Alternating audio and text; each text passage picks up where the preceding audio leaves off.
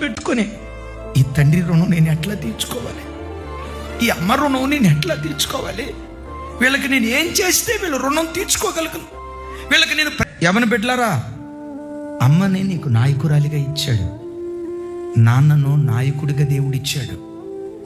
నాన్న నాయకత్వాన్ని, అమ్మ నాయకత్వాన్ని ఎప్పుడు తిరుగుబాటు చేయొద్దు, ఎప్పుడు తిరుగుబాటు చేయొద్దు. ఏ యవ్వన బిడ్డలైతే తల్లిదండ్రులకు విధేయులుగా బ్రతుకుతారో, మా నాన్న, మా అమ్మ, నన్ను కన్న మా అమ్మ, మా నాన్న, అయ్యో వీళ్ళకు తిరుగుబాటు చేయటవా, నాకెంత చక్కని బట్ట కొనిపించాడే నాన్న బనియన్ చూడు, రంధ్రాలు పడి ఉంటాయి, నాన్న కంపెనీలో పనిచేసేటప్పుడు వెళ్ళి చూడు, మీ నాన్న కెమికల్ ఫ్యాక్టరీలో ఎంత కష్టపడుతున్నాడో చూడు. ఆ కెమికల్ గాలి పీల్చుకొని ఊపిరితిత్తులు పాడైపోయినా, నా కూతుర్ని కార్పొరేట్ స్కూల్లో, నా కూతుర్ని కార్పొరేట్ కాలేజీలో, నా కొడుకుని కార్పొరేట్ స్కూల్లో వాళ్ళు కారపు మెతుకులు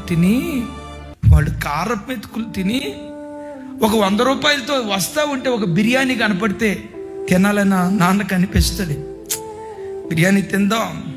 కానీ ఆ తండ్రి తన కోరిక ఎట్లా చంపుకుంటాడో తెలుసా?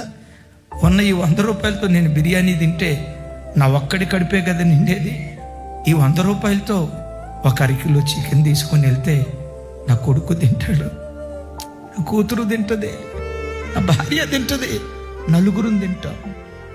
తన ఆశ చెప్పుకొని నేను కన్న తండ్రి నీ కొరకు ఎంత కష్టపడుతున్నాడు, నిన్ను కన్న తల్లి నీ కొరకు ఎంత కష్టపడుతున్నారు. వాళ్ళ కష్టాన్ని ఎప్పుడు మర్చిపోవద్దయ్యా, వాళ్ళ కష్టాన్ని ఎప్పుడు మర్చిపోవద్దు. వాళ్ళ కష్టాన్ని కళ్ళ ముందు పెట్టుకొని ఈ తండ్రి రుణం నేను ఎట్లా తీర్చుకోవాలి, ఈ అమ్మ రుణం నేను ఎట్లా తీర్చుకోవాలి, వీళ్ళకి నేను ఏం చేస్తే వీళ్ళ రుణం తీర్చుకోగలను, వీళ్ళకి నేను ప్రతిగా ఏమి ఇవ్వగలిగితే వీళ్ళ రుణాన్ని తీర్చుకోగలనని ఆ కృతజ్ఞత భావం, ఆ వినయ భావం నీకుంటే పెంట కుప్పల మీద నుండి లేవనెత్తి శిఖరాల మీద దేవుడు కూర్చోబెడతాడు.